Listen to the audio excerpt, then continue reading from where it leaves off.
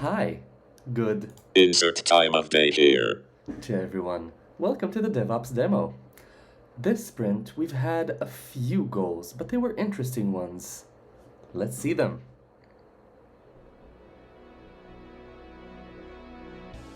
Okay, so our goals for this NBA Jam sprint were front-end deployment guardrails, web app Docker images continuous deployment, and applicative monitoring and alerting. Front-end deployment guardrails. After conducting a case study on a production bug that was due to a missing environment variable in the TeamCity deployment, we decided to implement an automated guardrail that would allow us to prevent such cases from recurring. The solution was to implement a script that deduces the required envars from the project's own .env file and checks for their existence in the AWS parameter store.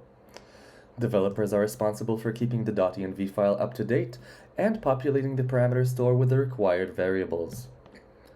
If a required environment variable is missing from the parameter store, the script fails the deployment and makes it easy to tell which parameter was missing. Web app Docker images continuous deployment. Until now, web app Docker images were built locally on a physical machine.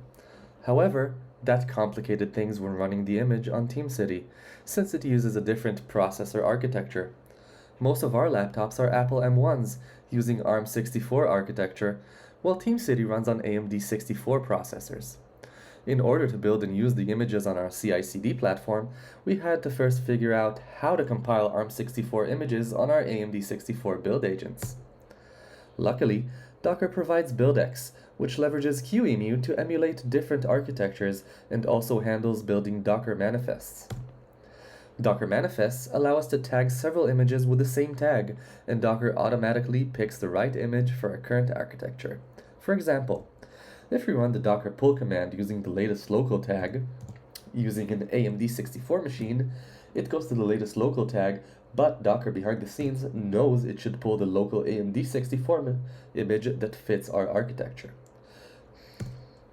If we run the same command on an ARM64 machine, it goes to the same tag but pulls the local ARM64 image instead. Applicative monitoring and alerting. On Saturday, December 10th, the system was unavailable due to an issue in one of the web app servers. The issue was due to the server being unable to connect to the database. Servers are monitored on the infrastructure level and are replaced in case an issue is detected. Since the issue was applicative and unmonitored, no automatic action was taken to remediate the issue. Additionally, since it was on a Saturday where traffic is minimal, less servers were up, increasing the impact on users. The issue was reported by Khanit after a user posted on Twitter, then reported to Rami and Elbaz. Once reported, the issue was solved within 30 minutes. The malfunctioning server was up for approximately 3 hours. To proactively avoid this issue, Elbaz developed applicative health checks that test both connection to the database as well as connection to Elasticsearch. Active monitoring of errors that are classified as critical in the event system has been implemented as well. Well done, Elbaz. Thank you for watching. Like and subscribe for more DevOps bullshit. Boom shakalaka!